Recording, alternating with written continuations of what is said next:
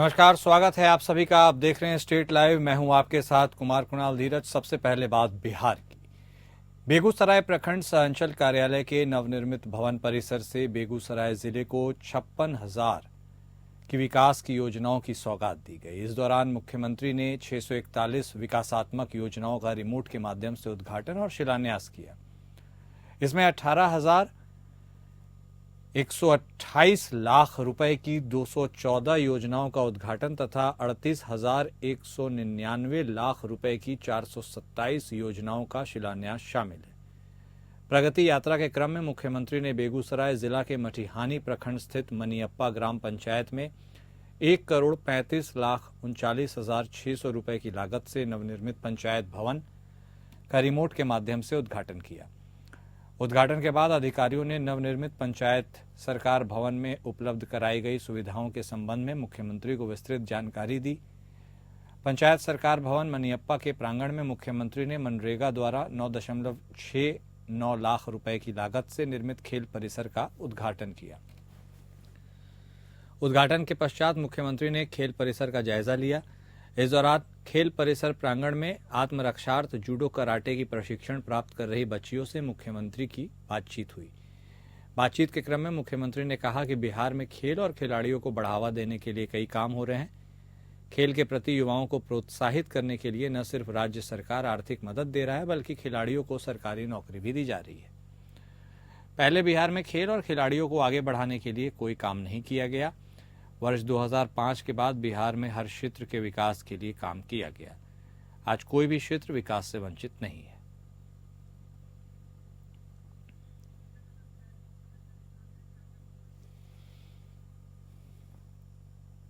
और आइए अब ग्राफिक्स के जरिए आपको समझाते हैं कि आखिर क्या क्या सौगात मिली है। बेगूसराय को सीएम नीतीश की सौगात मिली है। बेगूसराय को 563 करोड़ की सौगात मिली है। सिमरिया से लखमीनिया बलिया वाया बिंद टोली गुप्ता लखमीनिया बाघ तक सड़क का चौड़ीकरण किया जाएगा। बेगूसराय बाईपास का चौड़ीकरण से आसपास की आबादी को आवागमन की सुविधा मिलेगी। कांवर झील का समेकित विकास किया जाएगा, जिसमें झील को जोड़ने वाले सभी नालों की उड़ाही की जाएगी। इसके जल प्रवाह को बहाल किया जाएगा। साथ ही कांवर झील को पर्यटन स्थल के रूप में विकसित किया जाएगा। मिथिला हाट के तर्ज पर सिमरिया घाट और कल्पवास मेला क्षेत्र के द्वितीय चरण का विकास किया जाएगा। मेला क्षेत्र के द्वितीय चरण के विकास से यहां के लोगों को सुविधा होगी और पर्यटन को बढ़ावा मिलेगा। तेघड़ा मुबारकपुर पथ का चौड़ीकरण और मजबूतीकरण किया जाएगा। बेगूसराय जिले में बखरी से बहादुरपुर बॉर्डर तक नए बाईपास का निर्माण किया जाएगा। बखरी से बहादुरपुर बॉर्डर तक नए बाईपास निर्माण से जाम की समस्या में मुक्ति मिलेगी। बेगूसराय जिले के साम्हो में डिग्री कॉलेज स्थापित किया जाएगा। इससे शिक्षा को बढ़ावा मिलेगा।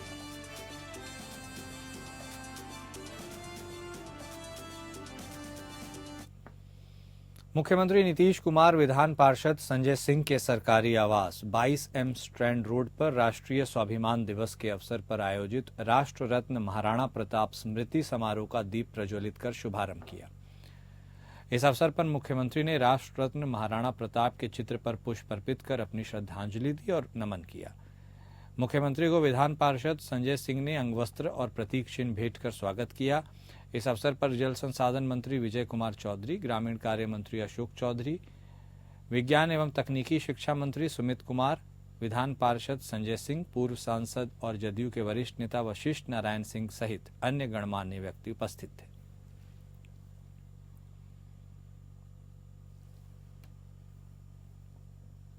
मुख्यमंत्री नीतीश कुमार ने बहादुरपुर हाउसिंग कॉलोनी सेक्टर 7 स्थित पार्क में त्रिपुरा के पूर्व राज्यपाल स्वर्गीय सिद्धेश्वर प्रसाद की आदमकद प्रतिमा का अनावरण किया। इसके पश्चात मुख्यमंत्री ने स्वर्गीय सिद्धेश्वर प्रसाद की प्रतिमा पर पुष्प अर्पण कर अपनी श्रद्धांजलि दी और नमन किया। इस अवसर पर उप मुख्यमंत्री सम्राट चौधरी, उप मुख्यमंत्री विजय कुमार सिन्हा, जल संसाधन मंत्री विजय चौधरी, भवन निर्माण मंत्री जयंत राज, विधान पार्षद संजय कुमार सिंह सहित अन्य गणमान्य व्यक्तियों ने भी प्रतिमा पर पुष्प अर्पित कर श्रद्धांजलि दी। इस अवसर पर सूचना और जनसंपर्क विभाग द्वारा आरती पूजन, भजन कीर्तन और देशभक्ति गीतों का गायन भी किया गया।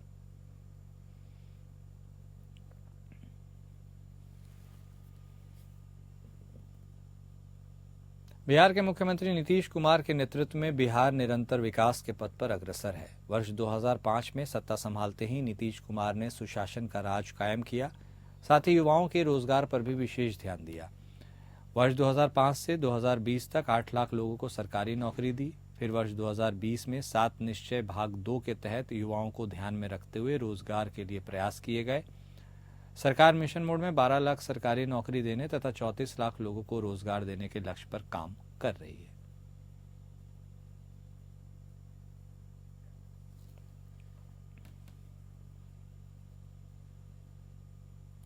राजद अध्यक्ष लालू प्रसाद यादव ने पार्टी के राष्ट्रीय अधिवेशन में तेजस्वी यादव की तारीफ की और उनका हौसला बढ़ाया। उन्होंने अपने संबोधन में कहा कि तेजस्वी काफी मेहनत कर रहे हैं। अब तक हजारों किलोमीटर की यात्रा उन्होंने पूरी की है। देखकर खुशी होती है कि जिस समाजवाद, धर्मनिरपेक्षता और सामाजिक न्याय के सिद्धांतों को लेकर राजद का गठन हुआ था, उसे वे आगे बढ़ा रहे हैं।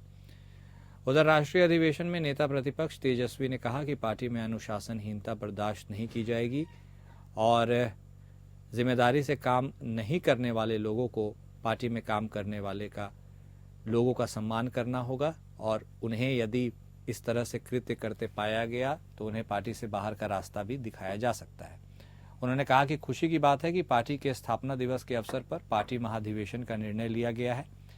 काफी कठिन परिस्थितियों में राजद का गठन हुआ था। उन्होंने नेताओं को सदस्यता अभियान चलाने के साथ ही हर बूथ पर कम से कम 2 क्रियाशील सदस्य निश्चित रूप से बनाने को गंभीरता से लेने को कहा है। इस बैठक में राष्ट्रीय प्रधान महासचिव अब्दुल बारी सिद्दीकी ने रिपोर्ट पेश किया। उन्होंने कहा कि राजद पहली राष्ट्रीय पार्टी थी, अभी क्षेत्रीय दल की मान्यता है। पार्टी का विस्तार सभी राज्यों में कर और संगठन को मजबूती दी जाएगी।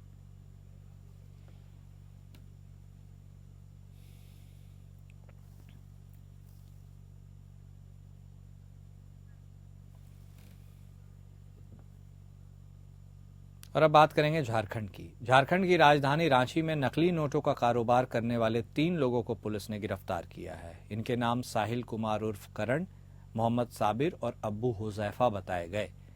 इनके पास से पुलिस ने 500 के 2 असली नोट, 500 के 998 नकली नोट यानी 4,99,800 नकली रुपए, 1 बाइक और 6 पीस मोबाइल फोन जब्त किए।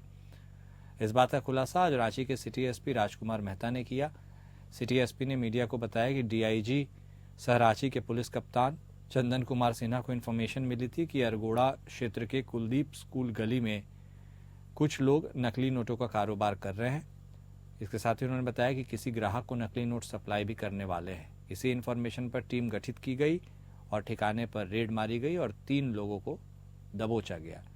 पुलिस को दिए गए अपने बयान में गिरफ्तार लोगों ने खुलासा किया है कि नकली नोट का कारोबार करने के समय वह संगठित गिरोह का इस्तेमाल करते थे। 1 साल से वह कारोबार कर रहे थे।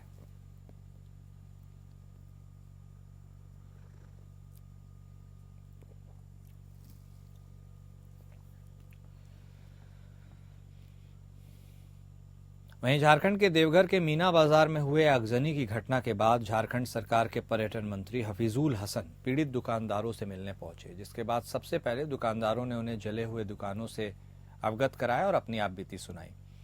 इस दौरान मंत्री हफीजुल हसन ने देखा और उन्होंने अपना दुख प्रकट किया। इसके बाद उन्होंने कहा कि सभी क्षतिग्रस्त दुकानों के ऊपर अगर कोई लोन है तो उन्हें बैंक से बात कर दुकानदारों को इससे छुटकारा दिलाया जाएगा। इसके साथ ही सरकार के द्वारा दी जाने वाली मुआवजा राशि के बारे में भी मुख्यमंत्री से मिलकर बात होगी और समस्या का समाधान निकालेंगे। हर व्यक्ति अपनी मांग को लेकर समस्या का समाधान करे ऐसा संभव नहीं हो सकता, लेकिन हम काम करने वाले हैं और हम आपकी समस्याओं को सुलझाएंगे, ऐसा उन्होंने कहा।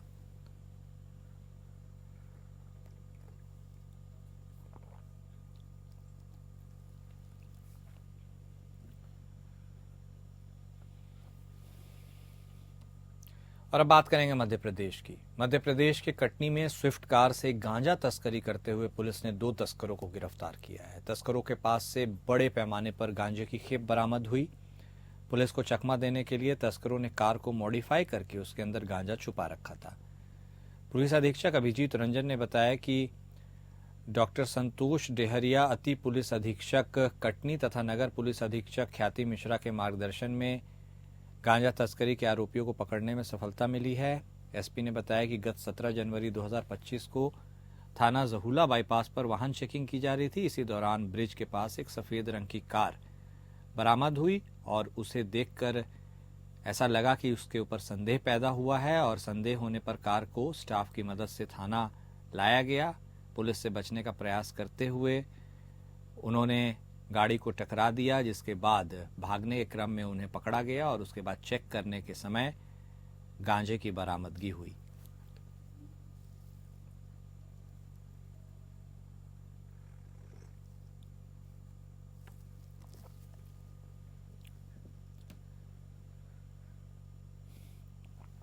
और अब बात करेंगे महाराष्ट्र की। मुंबई पुलिस ने ठाणे के हीरानंदानी एस्टेट इलाके में एक ऑपरेशन के दौरान मोहम्मद सज्जाद उर्फ विजय दास को गिरफ्तार कर लिया। पुलिस ने मोबाइल टावर लोकेशन की मदद से उसकी तलाश की। जानकारी के मुताबिक मोहम्मद सज्जाद उर्फ विजय दास कुछ साल पहले हीरानंदानी इलाके में मजदूर के तौर पर काम करता था और इस इलाके को अच्छी तरह से जानता था। उसे हीरानंदानी लेबर कैंप के पास से गिरफ्तार किया गया। मोहम्मद सज्जाद उर्फ विजय पर आरोप है कि उसने अभिनेता सैफ अली खान के बांद्रा स्थित निवास पर हमला किया था। गिरफ्तारी के बाद उसे जोन 6 पुलिस स्टेशन ले जाया गया, जहां उससे पूछताछ चल रही है।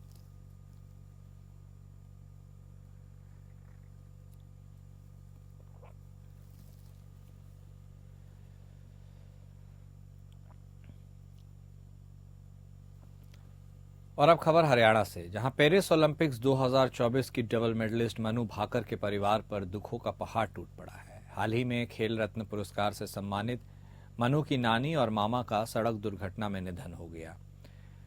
हादसा आज सुबह हरियाणा के चरखी दादरी के महेंद्रगढ़ बाईपास रोड पर हुई। मनु के मामा युद्धवीर और नानी सावित्री स्कूटी से सफर कर रहे थे, तभी गलत साइड से आ रही तेज रफ्तार ब्रेजा गाड़ी ने उन्हें टक्कर मार दी।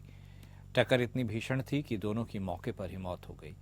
ड्राइवर घटनास्थल से फरार हो गया। पुलिस ने शव को पोस्टमार्टम के लिए भेज दिया है।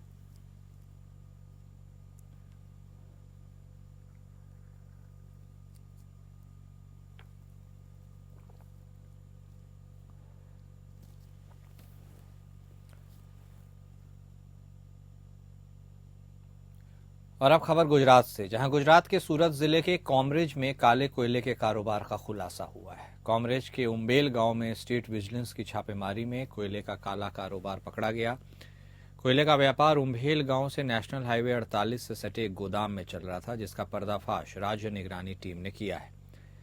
निम्न गुणवत्ता वाले कोयले को आयातित कोयले के साथ मिलाकर बेचा जा रहा था। बंदरगाह से कोयला लाद कर ले जा रहे ट्रक ड्राइवर के साथ मिलकर पूरे जोर शोर से यह अभियान चल रहा था। कोयले का कारोबार, जिसमें विजिलेंस को 98 टन आयातित कोयला करीब 7 लाख रुपए का और इसके साथ ही 1.3 लाख रुपए का बेकार कोयला, 4 ट्रक, एक लोडर और एक 4 व्हीलर कार मिलाकर कुल 1.33 करोड़ रुपए के मुद्दमाल पुलिस ने जब्त किया है। इसके साथ ही पुलिस ने 7 लोगों को हिरासत में लिया है और 3 लोगों को वांछित घोषित किया है।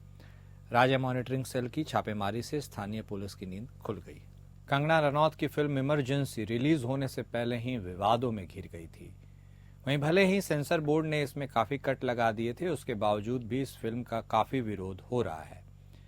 अगर पंजाब के मोगा की बात करें तो मोगा के तीनों सिनेमाघरों में इसको नहीं लगाया गया। लोगों ने कहा यह पंजाब में लोगों की भावनाओं को ठेस और आपसी भाईचारे को खराब करेगी।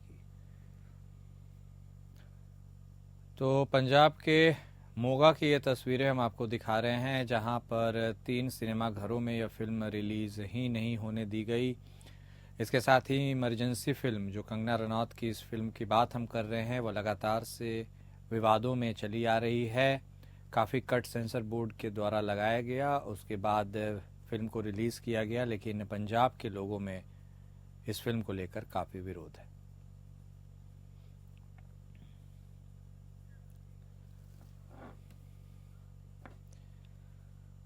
पंजाब के श्री मुक्तसर साहिब के नज़दीक एक छोटी नहर में खतरनाक मगरमच्छ देखने को मिला। मगरमच्छ मिलने से गांव में लोग सहम गए। दरअसल श्री मुक्तसर साहिब के अधीन गांव में खेतों को पानी देने के लिए निकलती एक छोटी नहर में एक बड़ा मगरमच्छ देखने को मिला। उसके बाद लोगों में दहशत का माहौल व्याप्त हो गया। ये क्रोकोडाइल काफ़ी दिनों से यहाँ पर देखा जा रहा था और इसी छोटी नहर से किसान खेतों को पानी दे रहे थे। वन विभाग के अधिकारियों ने उसे पकड़ लिया है और इसके बाद गांव के लोग राहत महसूस कर रहे हैं।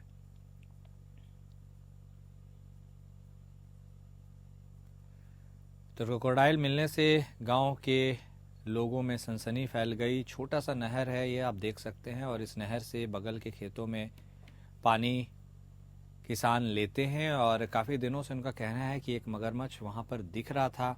हालांकि एक बार फिर जब वह नज़र में आया, उसके बाद वन अधिकारियों को इसकी सूचना दी गई।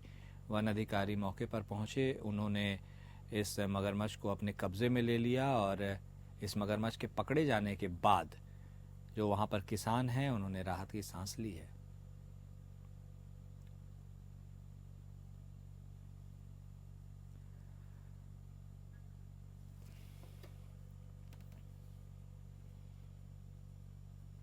वहीं पंजाब के खन्ना के बैंकों के बाहर एटीएम में लोगों को झांसा देकर कार्ड बदलने और फिर इन कार्डों से ट्रांजैक्शन करके लाखों रुपए की ठगी करने वाले एक गिरोह का पर्दाफाश हुआ है।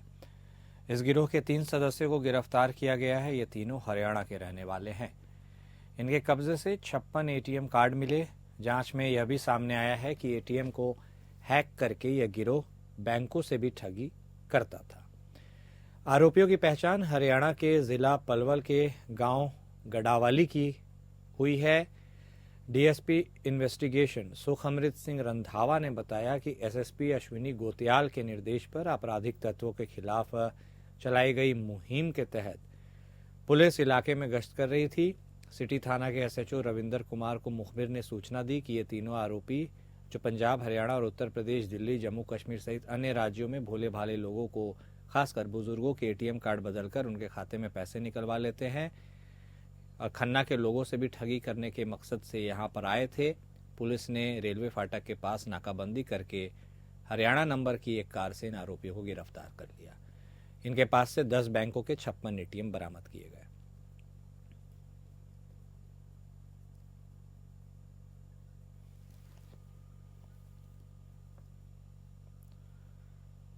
और अब बात करेंगे उत्तर प्रदेश की। प्रयागराज महाकुंभ का श्रृंगार है। यहाँ सेक्टर 20 में मौजूद सनातन धर्म के ध्वजवाहक 13 अखाड़े। महाकुंभ नगर में जन आस्था के केंद्र इन अखाड़ों के नागा सन्यासियों की फौज में नई भर्ती का सिलसिला शुरू हो गया है। गंगा के तट पर श्री पंच दशनाम जूना अखाड़े के अवधूतों को नागा दीक्षा की प्रक्रिया शुरू हो गई है। सन्यासी अखाड़ों में सबसे अधिक नागा सन्यासियों वाला अखाड़ा है श्री पंच दशनाम जूना अखाड़ा, जिसमें निरंतर नागाओं की संख्या बढ़ती जा रही है, जिसके विस्तार की प्रक्रिया शनिवार से शुरू हो गई। भगवान शिव के दिगंबर भक्त नागा सन्यासी महाकुंभ में सबका ध्यान अपनी तरफ खींचते हैं और यही वजह है कि शायद महाकुंभ में सबसे अधिक जन आस्था का सैलाब जूना अखाड़े के शिविर में दिखता है। अखाड़ों की छावनी की जगह सेक्टर 20 में गंगा का तट इन नागा सन्यासियों की उस परंपरा का साक्षी बना जिसका इंतजार हर 12 साल में अखाड़ों के अवधूत करते हैं। पंचदशनाम जूना अखाड़े के अंतर्राष्ट्रीय मंत्री श्री महंत चैतन्य पुरी ने बताया कि शनिवार को नागा दीक्षा की शुरुआत हो गई है। पहले चरण में 1500 से अधिक अवधूत को नागा सन्यासी की दीक्षा दी जा रही है।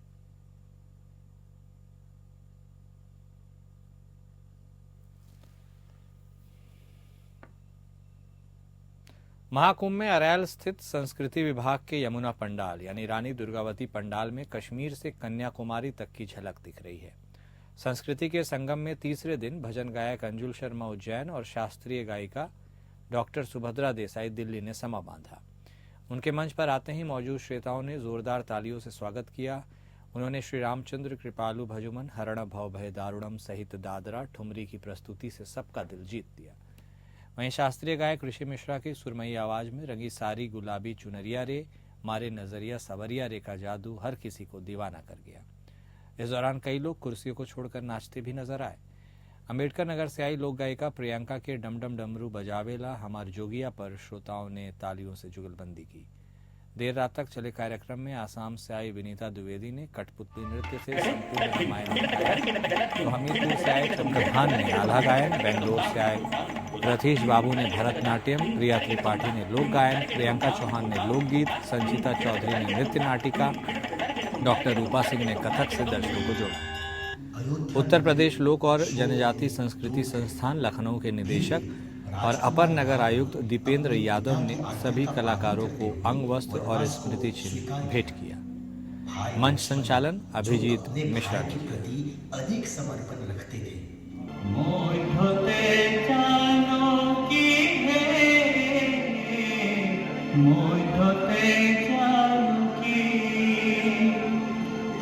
পিছে লক্ষ্মণ চাৰে লগৰে খা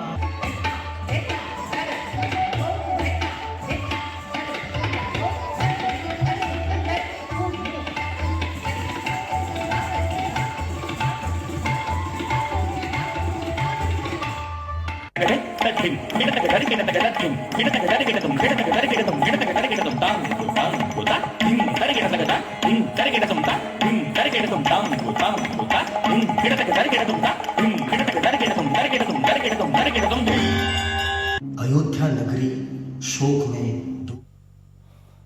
और स्टेट लाइव में अभी के लिए इतना ही। नमस्कार।